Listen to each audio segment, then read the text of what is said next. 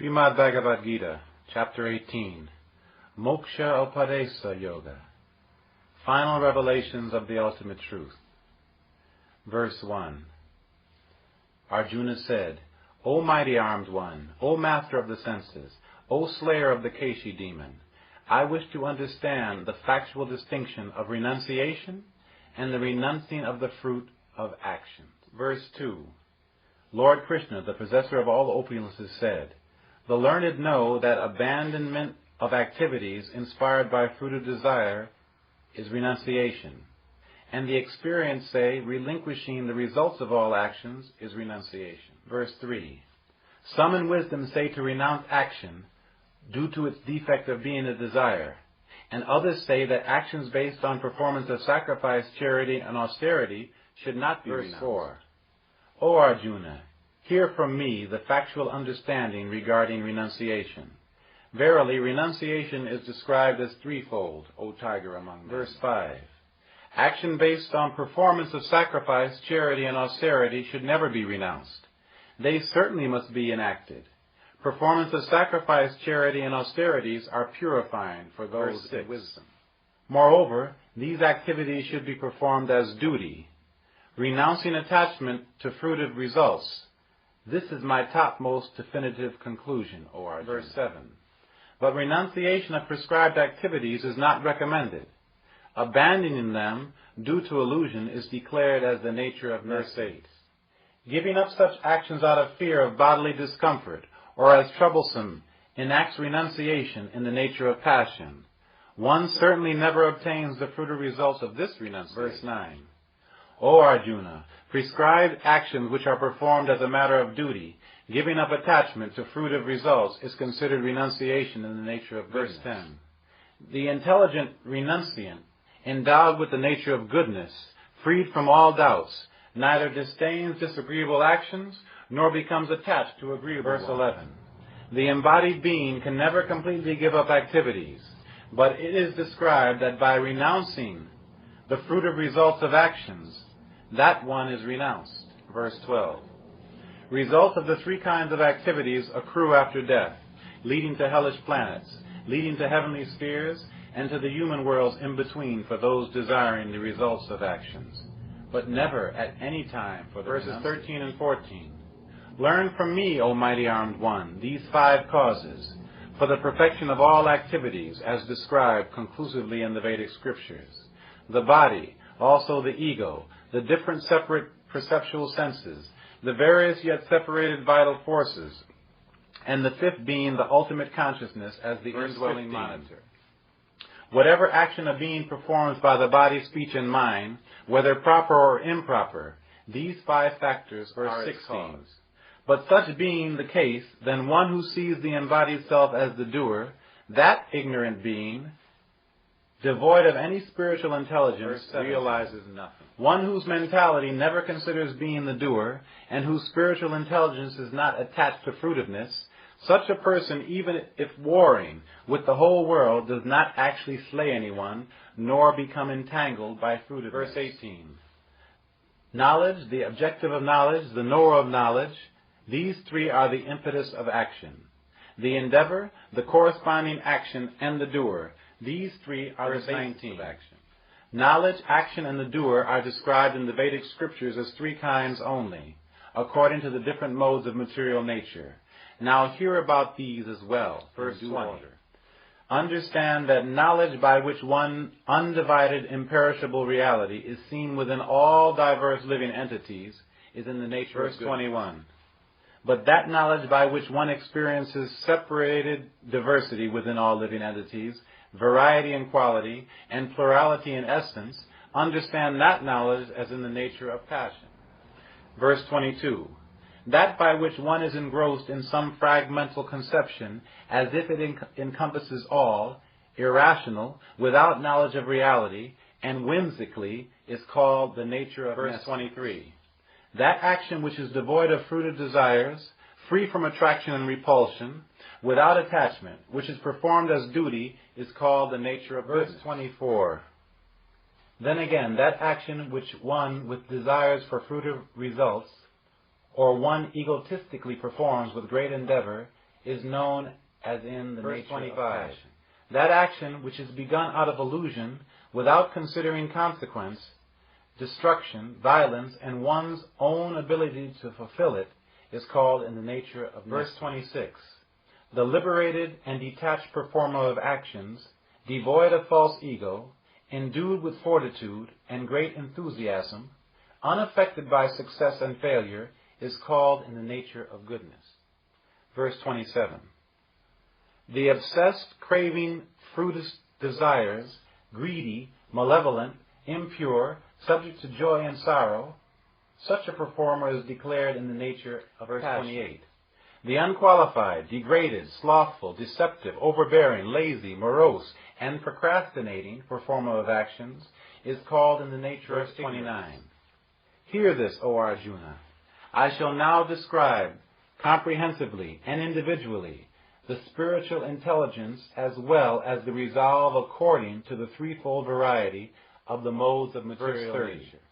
O Arjuna, spiritual intelligence in the nature of goodness is that which factually knows the propriety of things as the impropriety of things, duty and non-duty, fear and fearlessness, bondage and liberation. That spiritual intelligence, O Arjuna, by which righteousness and unrighteousness, what is duty and what is non-duty, are perceived imperfectly, is in the nature of passion. Verse 32. That spiritual intelligence, enveloped in ignorance, which regards unrighteousness as righteousness, and everything contrary to what they are, is in the nature of nescience, O Arjuna. Verse 33. O Arjuna, the uninterrupted determination, which motivates the activities of the mind, the life breath, and the senses, by the science of uniting the individual consciousness with the ultimate consciousness, is determination in the nature of verse 34. But that determination by which righteousness, sensual desire, and wealth are motivated by attachment to fruitive desires, O Arjuna, is in the nature of passion. Verse 35. That determination, O Arjuna, by which the unintelligent is unable to abandon dreaming, fearing, grieving, depression, and foolhardiness, is in the nature of nescience. Verse 36 and 37. O Arjuna, but now hear from me the three kinds of happiness by the cultivation of which one enjoys and one attains the cessation of all distress. That which in the beginning is like poison, and at the end is like nectar. That happiness arising from the serenity of spiritual intelligence of the embodied self is designated in the nature of verse 38. That happiness from the combination of the senses and the sense objects, which in the beginning is like nectar, and at the end is like poison, that is known as in the nature of passion. Verse 39. Happiness arising from sleep, sloth, and irresponsibility, which deludes the embodied self in the beginning and at the end, is called in the nature of nescience. Verse 40. There is no being existing on the earth, in the celestial spheres, or in any universal planetary system, which is free from the influence of these three modes. Verse 41. Material nature. O Arjuna, the activities of the Brahmanas, Kshatriyas, Vaishyas, and Sudras are clearly divided according to the qualities born verse of their 42. Own nature. The actions of a Brahmana, arising from his own nature, are serenity, self-control, austerity, purity, tolerance, honesty, knowledge of the Vedas, wisdom, and verse 44. The actions of a Vaishya born of his own nature are agriculture, cow protection, and trade. Also, the actions of a Sudra born of his own nature consist in service to Brahmanas, Kshatriyas, and Vaishyas. Verse 45. Following each his own activity, a man achieves finally perfection. Now hear how the performer of action prescribed according to qualification attains perfection. Verse 46. From whom is the existence of all living entities, by whom all this is pervaded, through worshipping him by one's own actions prescribed according to qualifications, a man achieves perfection. Verse 47. One's righteous duty imperfectly done is better than another duties done perfectly. By performing actions predicated according to one's own nature, one does not incur sinful reactions. Verse 48. Actions prescribed according to one's nature must not be given up, O Arjuna, even if defective, since all endeavors are covered with defects as fire is covered by smoke. Detached by spiritual intelligence from everything, controlling the mind, without material desires, one attains the paramount perfection in the cessation of reactions from the renunciation. Now hear in summation from me, O Arjuna, how one achieving the perfection of cessation of reactions attains the supreme state. Verses 51, 52, and 53. Endowed with spiritual intelligence, fully purified and regulating the self by determination, giving up mundane sense objects such as hearing and touching, and casting away obsession and repulsion, avoidance of materialistic persons, moderate in eating, controlled in body, mind, and speech, always absorbed in the science of yoga, detached from all mundanities, the relinquishing of egotism, power, pride, lust, anger, and accepting charity and donations, the peaceful one without any sense of proprietorship is qualified for realizing the ultimate truth. Verse 54. Being one with the ultimate truth, joyous within the self, neither lamenting nor craving, equipoised to all living entities, one achieves transcendental devotion. Verse 55. By transcendental devotional service, one is able to know me, truly, as all-pervasive, and also as I am. Knowing in truth, thereafter, enters unto me thereby. Verse 56. Although always performing innumerable activities, those who take exclusive shelter of me achieves the everlasting imperishable abode by my grace. Verse 57.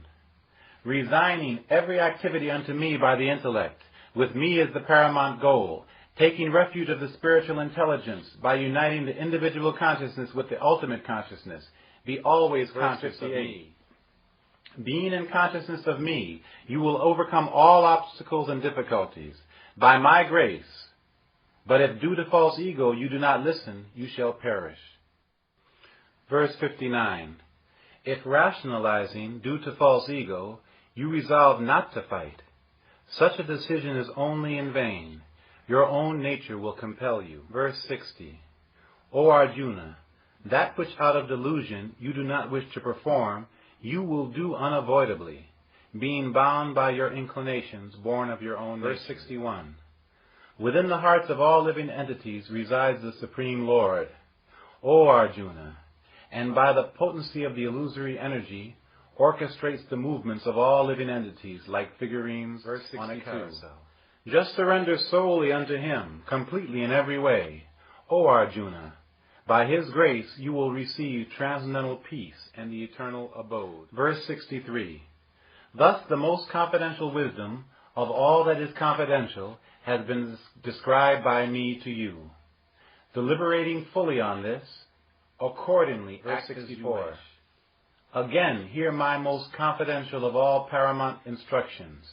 Being very dear to me, I am speaking for your benefit. Just think of me. Be my devotee. Worship me. Offer obeisances unto me. Certainly you will come to me. I promise this in truth to you, being dear to me. Verse 66. Relinquishing all ideas of righteousness, surrender unto me exclusively. I will deliver you from all sinful reactions. Verse 67. Do not despair. You should never disclose this science to one devoid of austerities, nor to one who is not devoted, nor to one adverse to spiritual advancement, and never anyone who is envious of me. One who promulgates this paramount of confidential secrets amongst my devotees attains transcendental devotion unto me, and comes to me certainly without doubt. No one among humanity is more dear to me than the promulgator of Bhagavad Gita, and there will never be another more dear to me than he in this world. And for one who will study this most righteous discourse of ours, I shall be propitiated by that as a performance of sacrifice of wisdom. This is verse 71. Even the person who only listens to this with faith and without envy is liberated, and will reach the elevated planetary systems of those of virtuous activities. Verse 72. O Arjuna, have you heard this with concentrated attention? O conqueror of wealth, has your bewilderment due to illusion been dispelled? Verse 73. Arjuna said, my illusion has been dispelled, O Krishna, by your grace.